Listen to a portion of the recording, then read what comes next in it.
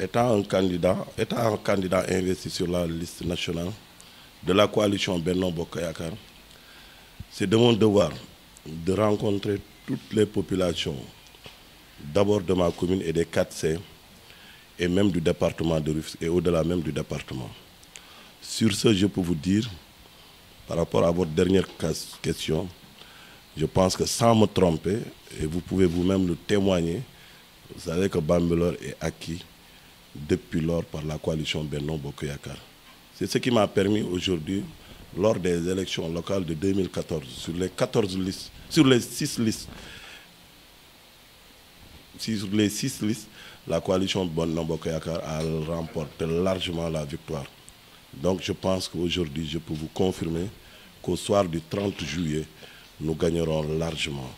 Notre problème, ce n'est pas de gagner, mais d'abord, nous travaillons pour le taux de participation. Et sur ce, vraiment, il faut des efforts pour le retrait des cartes.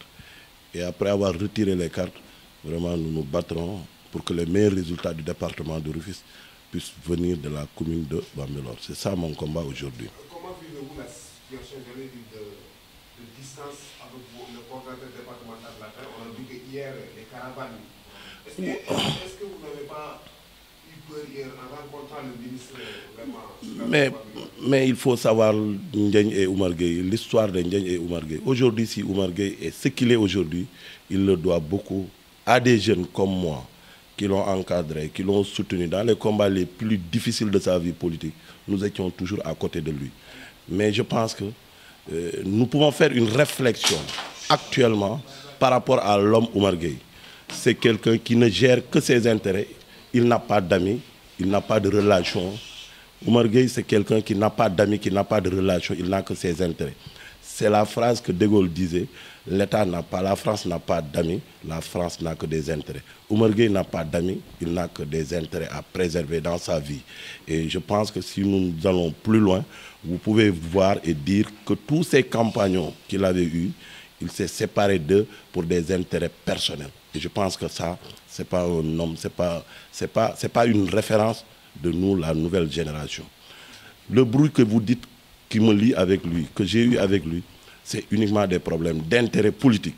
Et vous pouvez le dire vous-même. Quelqu'un qui n'a que 6 980 inscrits dans sa commune, là où nous contrôlons 24 189, vraiment notre voix doit être entendue. Et cette voix a été entendue par le président de la République. Et aujourd'hui, c'est uniquement ça, parce que vous vous rappelez les événements du 6, le mensonge général qu'il a fait à l'ensemble du peuple sénégalais. Je pense que ce type-là ne mérite même pas de diriger le département au moment où le président a besoin d'une large majorité, où le président a besoin d'être réélu au premier tour en 2019. Mais je pense qu'aujourd'hui, ce qu'il est en train de faire, c'est du folklore. C'est du folklore, c'est du folklore. Restons dans notre base.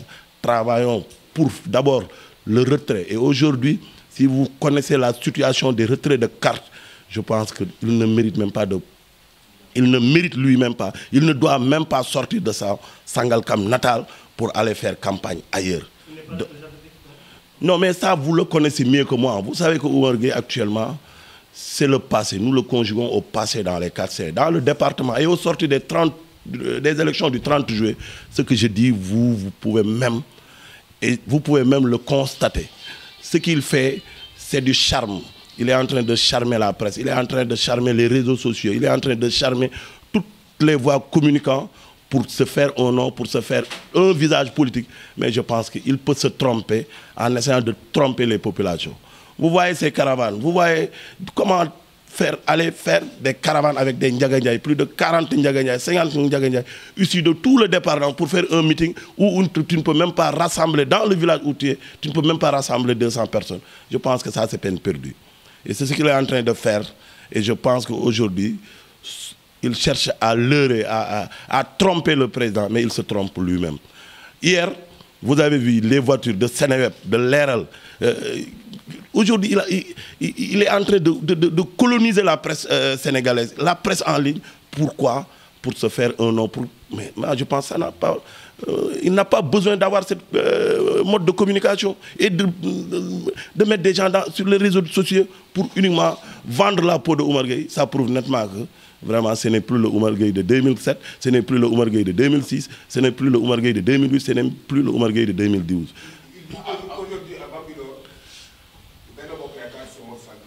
Oui, ça c'est son... À vous entendre aussi, on a l'impression que, comme il l'a fait avec vous, il est en train d'utiliser Monsalto. Oui, tu sais, Modou c'est un frère. C'est un frère et je pense que il verra. Parce que c'est la première personne qui avait lâché Oumar Gueye. Et nous avons les enregistrements et vous êtes témoin de ça. Du combat de Oumar Gueye et Modou Sall. Donc c'est que Oumar Gueye, là où il pense, lorsque je l'ai lâché, donc tous les moyens sont bons pour essayer de récupérer Modou Sall. Mais il se trompe. Modou ne le croit pas. Il ne croit même pas à la personne de Oumar Gueye. Il ne croit même pas en lui. Et ça, vous pouvez le témoigner. Donc c'est un jeu de yo-yo, c'est un jeu de cache-cache qu'ils sont en train de faire, y compris même Oumar Gueye. Il ne croit même pas à la personne de Modou, mais pour lui c'est un peu une roue de secours, donc il faut qu'il cherche des roues de secours. Je vais vous donner une anecdote. Prenez le cas de Mbaye Degen Mbengue. C'était le secrétaire général de la 8e coordination. Et vous connaissez la 8e coordination du Parti socialiste, c'est mon grand frère. Mbaye Degen a cessé la politique, je dis bien, a cessé la politique après 2000. De 2000 à 2017, personne ne l'a vu sur le terrain politique. Aujourd'hui, il est en train de les ramasser pour se glorifier autour d'eux. Je pense que ça n'a pas de sens. Ce qu'il est en train de faire, c'est de perdre sa vision pour le département, de perdre ses repères dans le département. Mais qu'il sache qu'il pleut, qu'il neige, Bambilor est acquis. À ma propre personne, et je le dis ici, et je le confirme, après les législatives, je dis bien, aux élections de 2019, personne ne peut me déboulonner à Bambilor. Parce que j'ai travaillé pour ces populations, j'ai un discours à donner à ces populations. Mais un adversaire de Ndiagne n'a pas un discours politique à dire aux populations. Que disaient ces gens en 2014? Ndiagne n'est pas instruit, Ndiagne est un voleur, Ndiagne est tel et tel. Mais est-ce qu'aujourd'hui, la réalité, les populations me donnent raison? Li wax ci olof ku sa wëjj di sëlëm doo set. Voilà. Mais je pense qu'aujourd'hui, vous du département, vous de la presse, je pense que vous pouvez témoigner ce que j'ai dit. L'homme fort, l'homme incontournable dans le département de Rufisque, je peux jurer la main sur le Coran, c'est le maire de Bambilor. Oui, mais tu sais, l'arme des faibles, c'est la violence. Et vous savez que Oumar Gueye est très faible. Il n'utilise que la violence pour survivre. Donc c'est quelqu'un qui est déjà enterré politiquement dans les quartiers, dans le département. Donc il utilise la violence. Vous avez vu ces gardes-corps. Combien de 4x4? Plus de 50, 60 gardes-corps. Pour aller à un meeting dans la commune du maire de Bambilor. Pourquoi ces gardes-corps? Et vous savez bel et bien, et l'histoire nous donnera raison, je ne peux pas me prononcer là-dessus, mais l'avenir, vous aurez la bonne réponse d'ici lundi ou d'ici mardi par rapport à cette blessure. Non, vous l'entendrez, vous le verrez, mais vous savez, Oumar Gueye, tu sais, moi, non, mais si c'est l'intoxication, on verra. Mais de toute façon, le blessé est actuellement à l'hôpital Thiaroye, interne là-bas. Il a presque perdu, pas le bras, mais des doigts. Mais pas, j'ai vu sur le net, le bras, mais pas le bras. C'est pas le bras, mais c'est les doigts. Non, vous le verrez, vous saurez qui est son assaillant. Bon, au moment venu, nous dirons, pas moi, mais il a une famille, il est blessé. Non, il est de ma caravane. Et l'assaillant, il est de la caravane de Oumar. Mais bien sûr. Mais vous savez que Oumar Gueye, il n'a que sa force. Il a recruté dans des agences de sécurité professionnelles. Et donc, rencontrer le cortège de la même coalition, les agresser, moi je pense que ça c'est trop. Et les autorités sont au courant avant cette situation que Oumar Gueye allait saboter le meeting de Bambilor. Oui, tout le monde le savait. Mais aujourd'hui, si vous aurez les tournures de cette situation, parce que c'est un homme violent, il n'utilise que la violence pour survivre. Et aujourd'hui, nous devons dépasser ça. Ndiagne Diop investir sur la liste nationale, dans la coalition Benno Bokk Yakaar, qui tient un meeting à Sangalkam. Pourquoi trouver ces gardes-corps pour uniquement l'attaquer, faire du n'importe quoi sur lui en disant qu'il travaille pour le président Macky Sall. Ça, c'est faux. Parce qu'il n'a plus de repères en travaillant pour le président de la République, en cherchant une majorité au président de la République. Pourquoi essayer d'empêcher un meeting de la coalition Benno Bokk Yakaar d'un candidat investi dans les quartiers, d'un candidat investi dans la commune de Bambilor? Tu cherches à le déstabiliser, tu cherches à l'agresser, il a tout cherché pour m'avoir, mais je pense que le seul juge, c'est Dieu. Non, il n'y a pas Benno qui vole en éclat. C'est Oumar Gueye qui essaie de voler Benno en éclat. Mais dans Benno, hier, vous avez vu, c'est Ndiagne qui représente Benno dans les quartiers.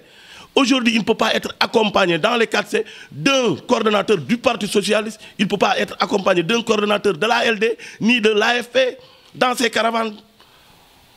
Il prend par-ci, par-là, par-ci, par-là, par-ci, par-là. S'il n'arrive même pas à pouvoir mobiliser 5 cars dans sa propre commune pour aller à Bambilor, je pense que ça c'est une honte. Mais est-ce que cela ne risque pas de vous atteindre à force de vous discuter le terrain que cela... Non, il discute un terrain qui ne l'appartient pas. Son champ politique c'est Sangalkam.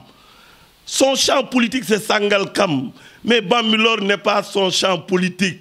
Je vous donne une anecdote. Oumar Gueye est ministre de la République depuis 5 ans, bientôt 6 ans. Depuis qu'il est ministre de la République, il n'a jamais donné un morceau de sucre aux populations de la commune de Bambilor. Mais cette année-ci, avec l'engouement, avec la montée politique, tu sais, l'ascension du maire de Bambilor, connu par tout le monde, je dis bien, et ça c'est vérifiable, l'ascension du maire de Bambilor, le dérange. Qu'est-ce qu'il a fait? Il a amené du sucre, du riz dans la commune de Bambilor pour donner à des gens. Mais tout le monde criait, tout le monde lui riait. Ils disent que vraiment, nekete wudje baax na lol quoi. Et puis moi, duma wudjem. Je dis bien, duma wudjem. Tay, je dis bien, duma wudjem. En voyant ce que nous sommes en train de faire. Il essaie de voir 3 personnes, 4 personnes, il met dans le net, il met dans les réseaux. Oui, je vais essayer de faire ça si c'est dans la commune. Mais qu'est-ce qu'il a à faire dans la commune de Bambilor, étant 11 ans président de la communauté rurale? Ce que nous avons fait pendant les 3 ans est supérieur à ce qu'il a fait pendant 11 ans dans la communauté. 3 fois. Avant de revenir un tout petit peu en arrière avec les investitures, d'aucuns disent que c'est Ndiagne Diop qui a refusé de donner son dossier à Oumar Gueye. D'autres parlent plaider le dossier. Mais je pense que on se comprend nous tous. Si Oumar Gueye n'a pas remis mon dossier, ou s'il dit que je ne l'ai pas, Dieu nous témoignera. Il y a des choses, moi je n'entre pas dans ces détails. Mais comment il me demande, comment je lui donne un dossier, il dit que je ne lui donne pas le dossier. Mais il y a des choses, non, c'est plus que c'est pas vrai. Il dit que c'est... Bon, je vous dis par rapport à cette situation, mais vous êtes des hommes intègres. Est-ce que vous, en vous donnant un Coran ou la Bible que vous croyez, vous pouvez jurer que Oumar Gueye porte ma candidature? Mais les faits que nous vivons, est-ce qu'aujourd'hui, une personne peut dire, Oumar Gueye peut dire qu'il a porté ma candidature? Où porter ma candidature? Il a dit publiquement que lorsqu'il a posé la candidature de Souleymane, je suis la première personne à le refuser. Pourquoi je refuse sa candidature? Pourquoi je refuse la candidature? Il l'a dit. J'ai refusé la candidature de Souleymane. Donc il dit que c'est lui qui a porté ma candidature. Quelle incohérence! Soyons logiques nous-mêmes. Nous ne sommes pas des enfants. Nous prenons de l'âge maintenant. Oumar Gueye, c'est un de nos grands frères. Hein? Mais attention, nous sommes de la même génération. Il n'est pas plus intelligent que nous. Soyons... Tout ce qu'il dit, c'est qu'il ne s'attendait pas. Et vous tous, je dis bien vous tous de la presse, surtout la presse en ligne, vous avez tous entendu que c'est le maire de Djahaï qui est investi sur les listes avant la proclamation des listes. Vous l'avez entendu. Mais d'où venait ça? Et il a même rencontré ses parents, ses populations pour leur dire que oui, je suis investi. Mais à la sortie des listes, il n'a pas trouvé son nom. Alors, il y a beaucoup de cartes en souffrance, notamment dans la répétition. Vous, en tant que maire, normalement, vous devez battre campagne et appeler les gens à aller retirer le carte. Moi, je pense qu'aujourd'hui, moi, maire de Bambilor, candidat investi, lundi, mardi, mercredi, Nous ne ferons pas campagne. La campagne que nous ferons, c'est de aller dans les commissions, retirer les cartes pour les populations.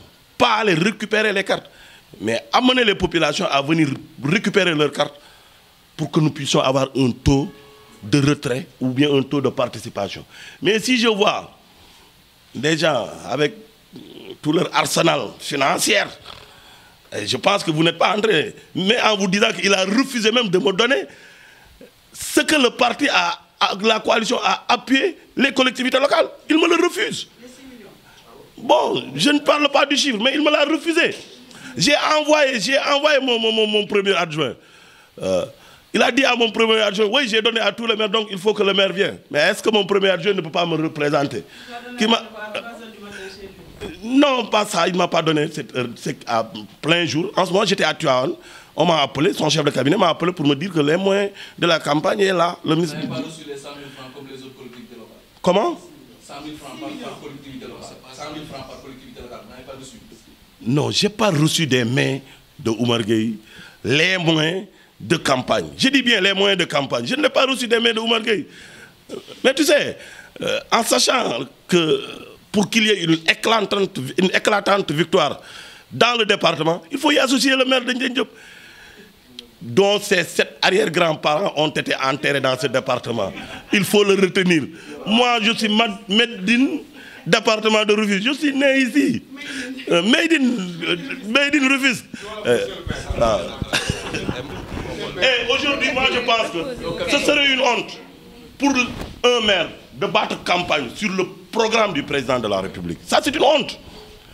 C'est une honte. Moi, je pense que moi, Ndiaye Diop, maire de Bambilor, arrivé dans un village comme Kagnack, ou Déniguet, ou Kerniaïlo, ou Bambilor, en parlant du PSE, du programme du président, je pense que les populations doivent retourner dans ta maison. On vous donne une collectivité locale pendant 3 ans. Mais dis aux populations ce que vous avez fait. Et c'est ce que les populations attendent de nous. Et le Premier ministre est censé de défendre le bilan, le programme du président de la République. Il est en train de le défendre. Mais pas nous, maires du département. Nous gérons des budgets, nous avons travaillé pour les populations. Mais tu sais, il n'a pas de programme, il n'a pas de bilan à donner aux populations de Sangalkam. Oui, c'est pour cela, en allant à Bambilor, il parle des 3 axes. Il pense que si ce n'était pas les 3 axes... Hein, mais ça, il ne parle que des 3 axes. Et ça, aujourd'hui, la presse, en le voyant, même dans les cérémonies religieuses, il ne parle que des 3 axes. Je pense qu'il a un discours dépassé par le Sénégal. Donc il n'a qu'à arrêter et chercher un autre interlocuteur, de lui donner la parole, mais pas lui. Parce que les Sénégalais n'attendent de lui que les 3 axes. C'est son seul et unique discours.